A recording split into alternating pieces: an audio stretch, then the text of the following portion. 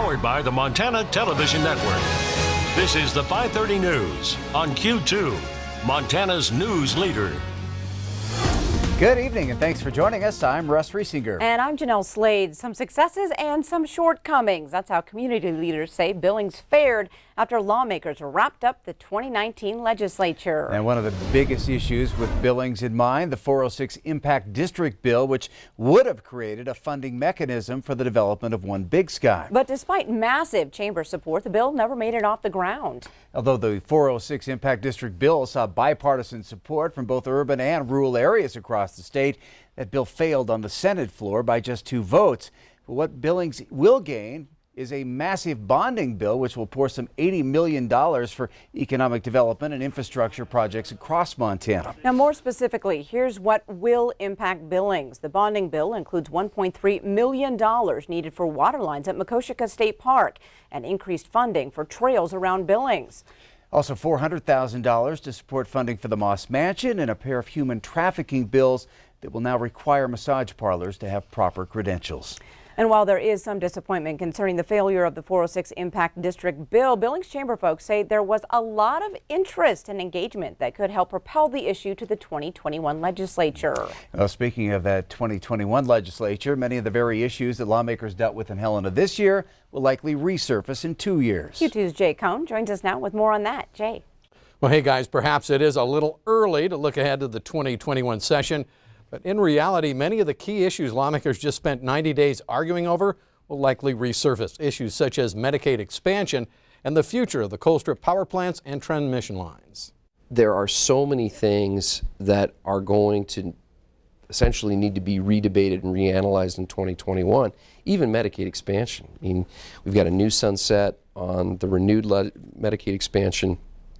We're going to have to see how the thing functions in 2 years, whether it's Medicaid expansion, whether it's what we're doing with transmission across the state, starting at Colstrip and moving west.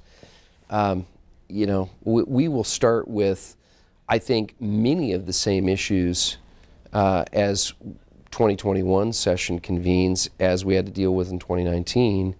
And baseload power is important to back up renewables, of course. But it's especially important to Yellowstone County because our 3 refineries are industrial customers and they need very reliable power. They can't afford to have the lights go off. It needs to be on 24/7, 365 for them. And you know, there's an imminent closure of Colstrip 1 and 2. They will be closing before 2022. That's where that industrial power is generated now. So in many respects, the 2021 session could be a case of deja vu, but while many of the issues will be familiar, we will have a new governor and likely some new legislative leaders, leading to a new political dynamic and perhaps different outcomes. Russ, Jeanelle. All right. Thanks so much, Jay.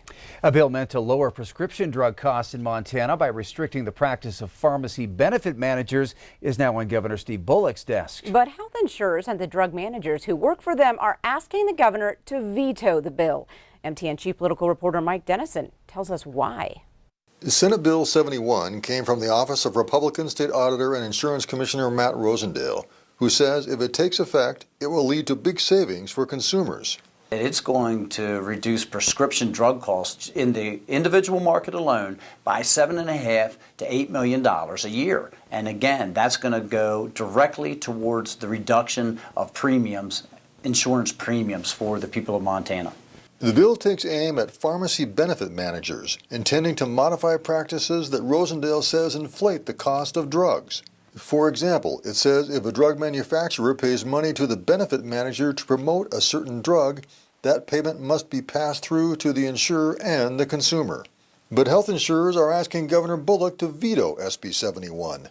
They're the ones who would have to enforce the new law by cracking down on practices by their pharmacy benefit managers, or PBMs, and face penalties if violations occur. One smaller health insurer, the Montana Health Co-op, says that's not only a huge regulatory cost, but that the requirements of the bill may not even be workable. Rosendale, for one, isn't sympathetic. And they contract with these PBMs. And so now they have to make sure that those contracts direct all of those additional revenue sources directly back through so that the consumer gets the benefit of that. Rosendale says he's hopeful Bullock, a Democrat, will sign SB 71, but the measure also has some political baggage. Rosendale could be seeking higher office next year, and the sponsor, Republican State Senator Al Olszewski, is already running for governor. The bill reached Governor Bullock's desk on Monday, and he has 10 days to decide whether to let it become law or veto it. We asked the governor last week what he thought about Senate Bill 71. He gave the answer he almost always gives when asked about bills coming to his desk. I'll take a look at it and decide. Reporting from Helena, Mike Dennison, MTN News. The bill passed the legislature by relatively wide margins. Well, Northwestern Energy will be getting more help from the sun to help power homes here in Montana. The company announcing today it will purchase the energy from Meadowlark Solar, a 20-megawatt solar project to be developed near Billings. Now, the contract will help Northwestern Energy fulfill its renewable power obligations. The solar project is expected to be completed by the end of 2021. Authorities are investigating a death out of Rosebud County tonight where a body was pulled from the Tongue River. Police say this afternoon they assisted the Bureau of Indian Affairs with the recovery of that body. Now, these are pictures of the scene where federal authorities were there to assist. Officials say the body was recovered near Ashland. We are told the family has been notified, and an autopsy is scheduled for tomorrow. Both BIA and the FBI are investigating. A Red Lodge man is facing assault charges after prosecutors say he caused a 9-month-old baby potentially life-threatening injuries, including fractures to the child's skull. Nathan Polikoff is not in custody and is set to appear in court later this month. He's charged with 2 counts of assault on a minor, both felonies for 2 incidents that happened back on April 17th and April 19th. The child's mother lives in Billings and was staying with Polikoff in Red Lodge. On the first occasion, the mother said Polikoff was checking on the baby in another room and then heard a thump. When she came into the room, the baby vomited. Then 2 days later, Polikoff told the child's mother that the baby rolled off furniture and dropped several inches under the ground. The baby continued to vomit and stopped breathing. Well, several bars and restaurants at the private Yellowstone Club at Big Sky now face multiple liquor license violations, and state revenue officials are proposing to revoke their rights to sell. Documents filed last month say 2 of the establishments had been serving alcohol without a license and hid the alcohol in a nearby parking garage when a state inspector examined the premises in January. Now, the inspector was tipped off a week later and returned to find a fully stocked bar. The state seized more than 7,000 bottles and cans of liquor, beer, and wine, plus 31 kegs. State officials say they also discovered the 4 Yellowstone Club establishments had stored liquor at unlicensed warehouses west of Bozeman for as long as 7 years. That is not allowed under state law. Now, the Yellowstone Club, which is a private residential club with its own ski hill and golf course, attorneys for the Yellowstone Club have asked that the charges be heard before an administrative officer at the Revenue Department. New technology at the Billings Clinic making life for some laboring moms just a little easier. It's a wireless fetal monitor that is attached to the stomach and is able to track the mom and the baby through the delivery process without the cords that keep you in one place. Nurses began using this technology in February. It's only been available in the U.S. for about 1.5 years. Because it uses a wireless signal, laboring moms can get up and move around during the labor process. Nurse Haley Fisher fought to get this new technology at the clinic and says it's already proven to be extremely beneficial. It's been proven in multiple studies that being able to ambulate and be up in different positions, such as on birthing balls, in the shower, in the tub, a lot of these different positions help moms with the actual labor process itself and helping it progress.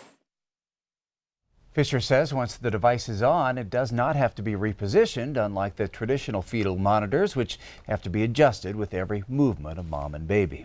Technology is amazing. Well, the finishing touches are now put on the St. Jude Dream Home today. As you can see here, crews were Busy laying sod, doing some final work on the landscaping. That home will be move-in ready when we announce the winner this Sunday right here on Q2. 7,300 square feet of sod, 40 yards of gravel, and a lot of physical labor to make this all happen today.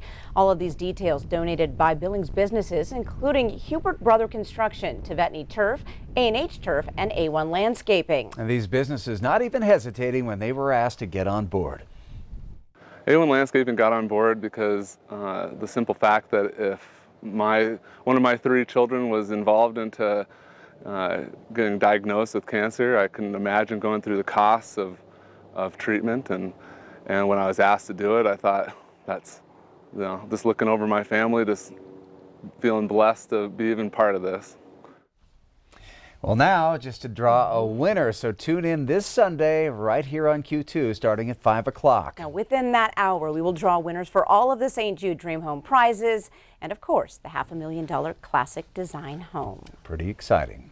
Coming up on tonight's 5:30 News, a day of giving. We're going to take you downtown to show you how the Yellowstone Valley Gives event is lending a helping hand to those who need it. And in sports tonight, Scott shows us how this Montana State sprinter is back on the track after a brain clot. You're watching MTN News with Jeanelle Slade and Russ Riesinger. Storm Tracker weather with Bob McGuire. And sports with Scott Green. This is the 5:30 News on Q2, Montana's news leader.